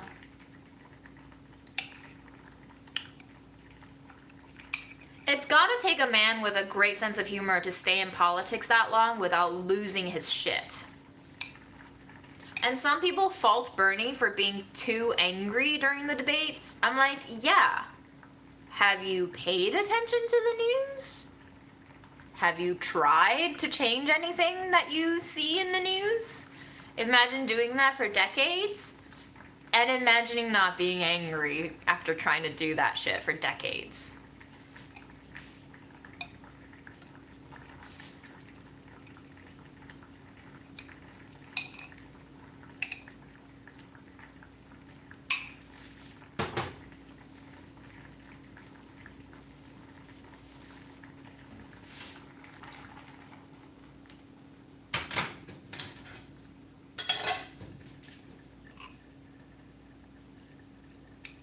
If I can get annoyed and angry at Lala for accidentally spilling a prune into her shoe, imagine having to deal with a whole country of spoiled brats running the government, worried about their next campaign contribution and who's going to pay them out for their next yacht. Do y'all know how much money Nancy Pelosi fucking has? How does anyone who works in government for the people, by the people, have that much fucking money? How?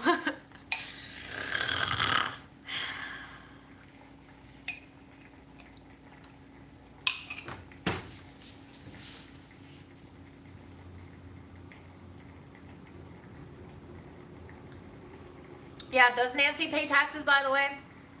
Fuck if I know.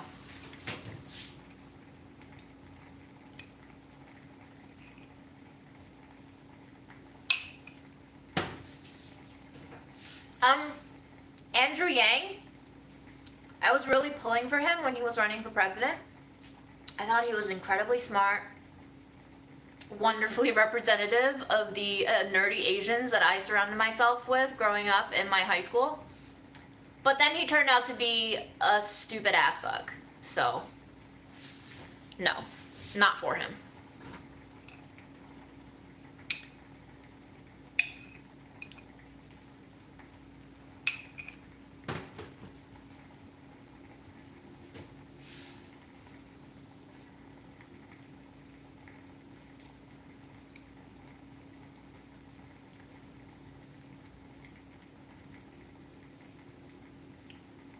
The stuff that came out about his viewpoints and his like narrative of how to achieve success while he was running for mayor, I was just like, wow.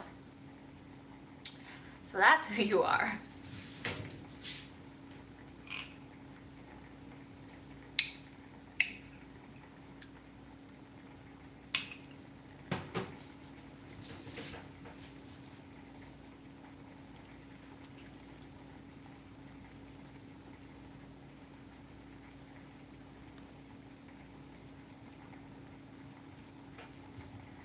Definitely don't want him representing Asians. I would probably campaign for Aquafina before I campaigned for Andrew Yang.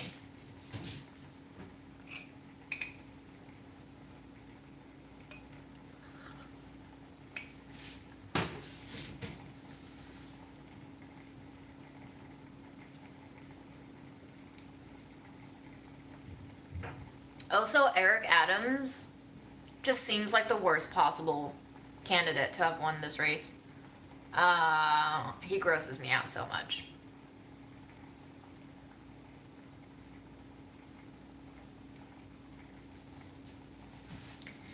Katie Hochul? Kathy Hochul? I feel like that name sounds... Oh, is that our new governor? Is that our interim governor? I don't know her. She looks terrifying. She looks like a slightly smarter Sarah Palin. I don't know. What do you guys think about her?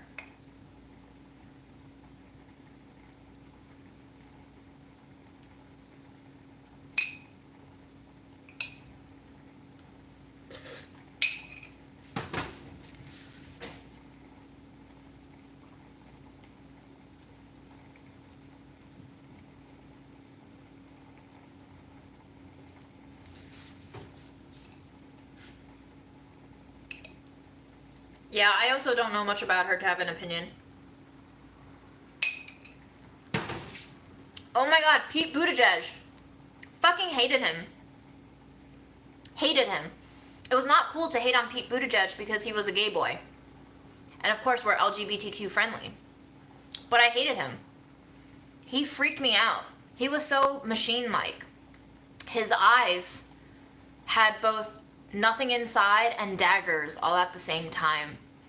And you can tell he had all the connections set up, ready to go, should he have won. And he was gonna just put in like, I don't know. It was like somebody took Littlefinger and combined it with like futuristic Terminator models and made it into gay Pete Buttigieg. Pete Buttigieg.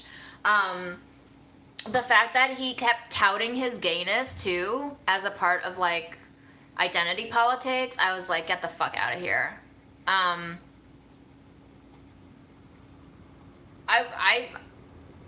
thought Cynthia Nixon should have won too. I wanted her to win, but she didn't get any votes. But yeah, that's a no from me, dog. Not Mayor Pete.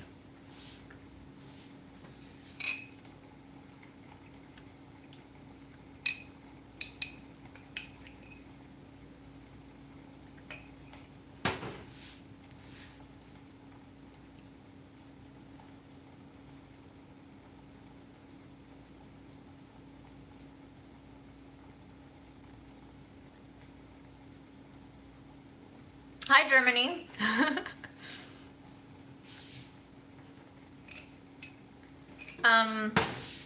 Also, like, Buttigieg was taking a lot of money from not great people. And, you know, he was, like, very in it with the popo, I think. So everything checked out wrong for him. I'm really glad he did not win.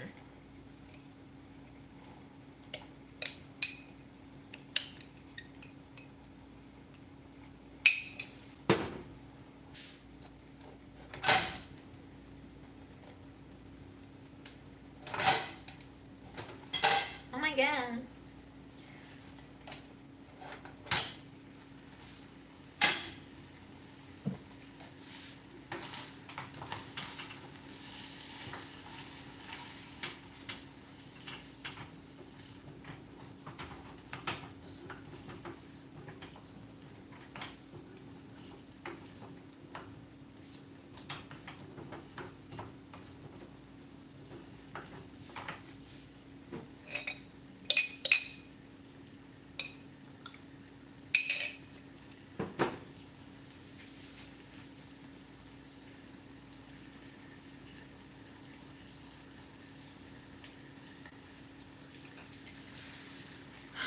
Work starts at 9:30. I don't believe I have to go in tomorrow because I don't know what I'm supposed to do tomorrow. But I will know by tomorrow what I should be doing for the rest of the week.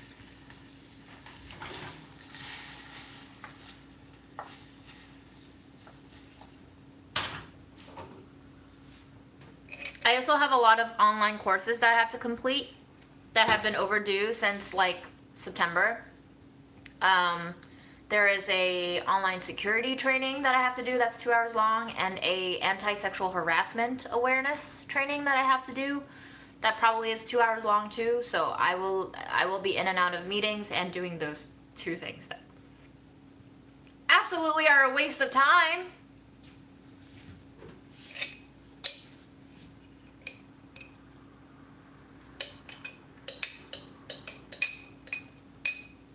Yes, heating is included at most New York City apartments for rent.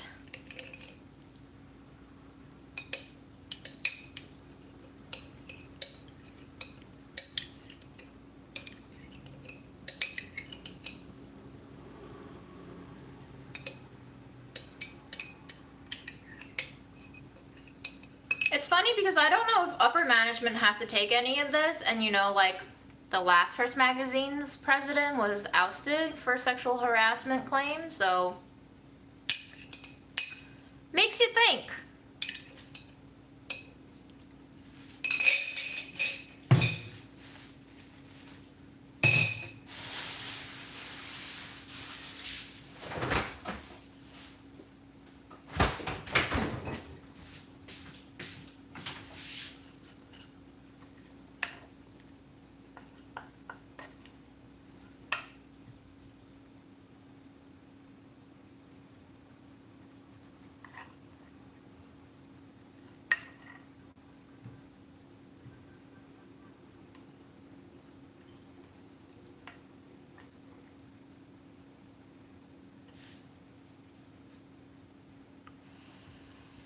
I think the tea gave it a slightly more medicinal taste.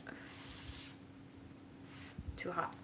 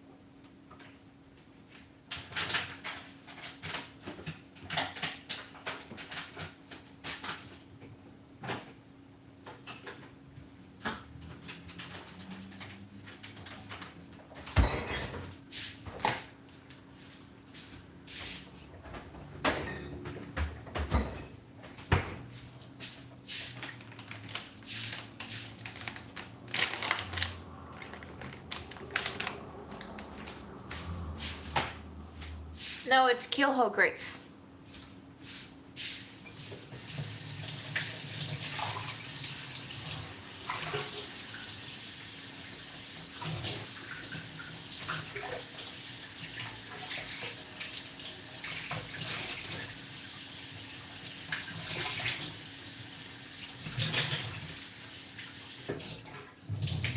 These are Kyoho grapes, which I bought on sale for $4 for that box. And they're usually more like 10, anywhere from $8 to $12 for that box. And so I bought them at basically half price. It is unfortunately starting to mold a little bit, so that's why I had to throw out some of them. but they're really delicious. There are seeds,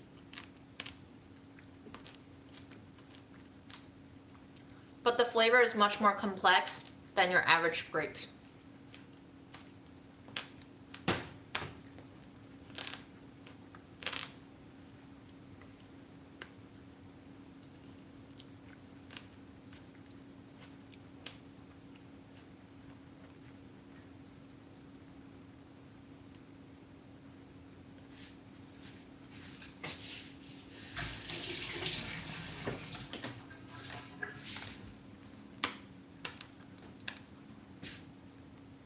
Robbie, I'm so sorry for your loss.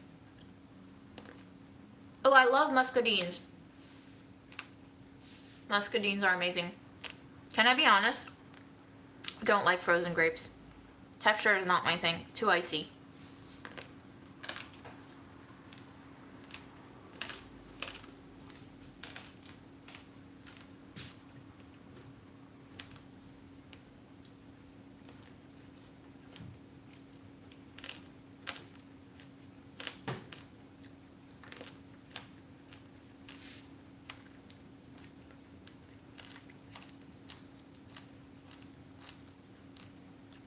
Oh yeah, happy Hanukkah to folks who celebrate.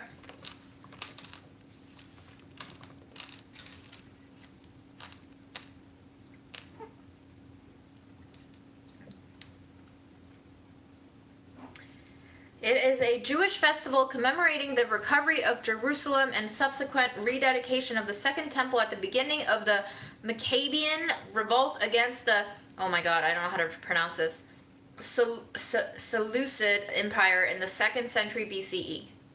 Woohoo!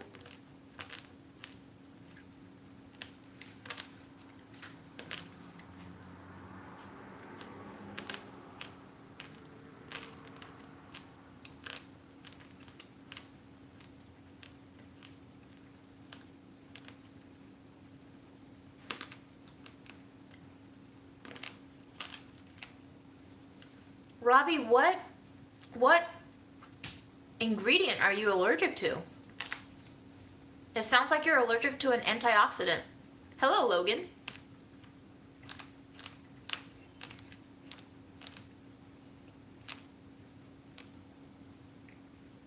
All I know about dreidels is that we had to sing the dreidel song for every single holiday season during elementary school. And I was like, what is a dreidel? Why are we singing dreidel, dreidel, dreidel?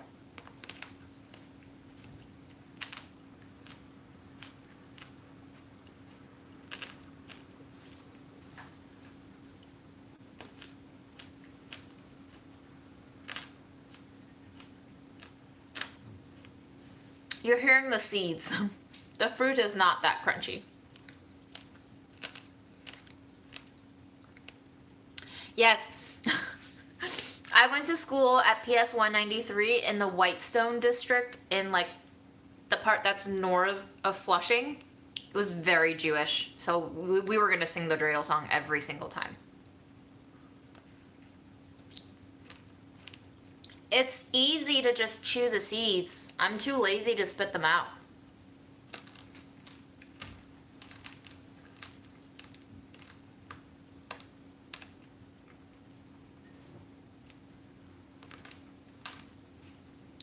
I don't know where PS21 is. I'm sorry, Susie.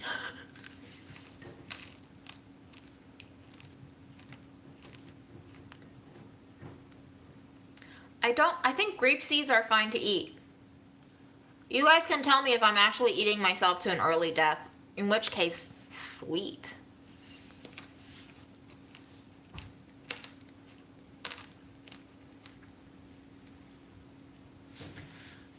My grandma has a roommate, and her roommate is very nice. She's always in the cafeteria when I go. She gives me updates on grandma from time to time. She'll tell me if grandma was fine, or if grandma was crying, or if grandma tried to go to the bathroom and fell. And I told her today that grandma's gonna turn 94 in January, and she was like, 94? I thought she was in her 70s. And I was like, yeah. And she was like, well, you know, maybe that's a good sign that it's gonna like basically be you too that long, and I was like, God, I fucking hope not. I'm gonna eat all the crunchy grapes.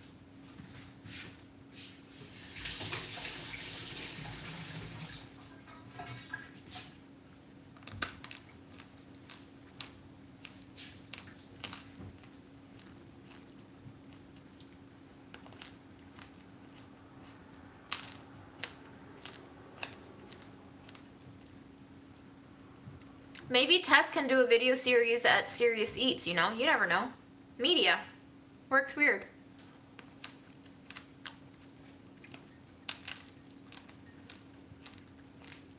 Oh my gosh. How many of you would still be watching my lives if we were 94 years old and still doing it? I don't think YouTube is going to be around for that long. That's going to be like 60 years from now. You think YouTube is still going to be around?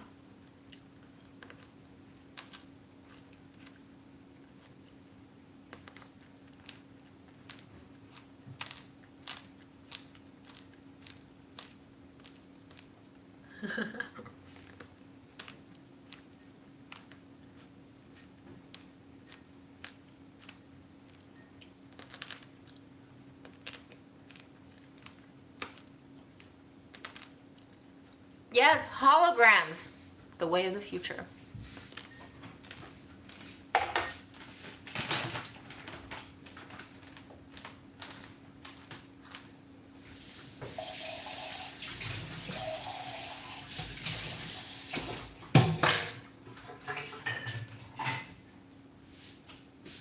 I think we had a very good day. I went to work, did some things, not too much, took care of some business, had a great talk with Grandma. I ate mush, I ate grapes, I ate cheese, I ate ketchup, we cleaned jars, we talked about the future and hating the world. All in all, pretty fantastic day. I cried, I laughed. That's it. I think it's after midnight. I should probably shower and go to sleep.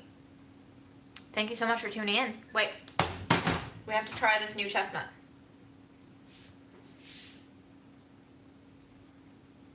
Okay. This is with red tea, or black tea rather.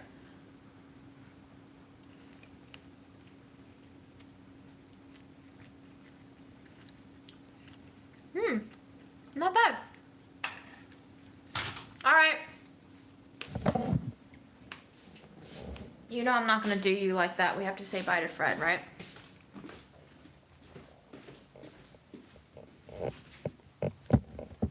Hi, Freddy.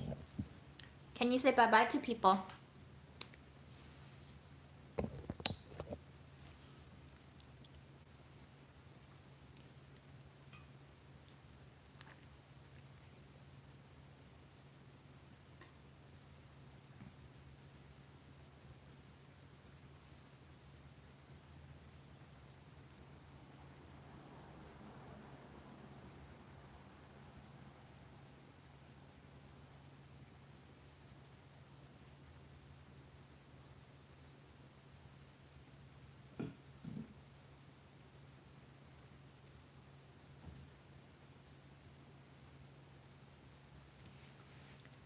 You have the cutest paws, my friend.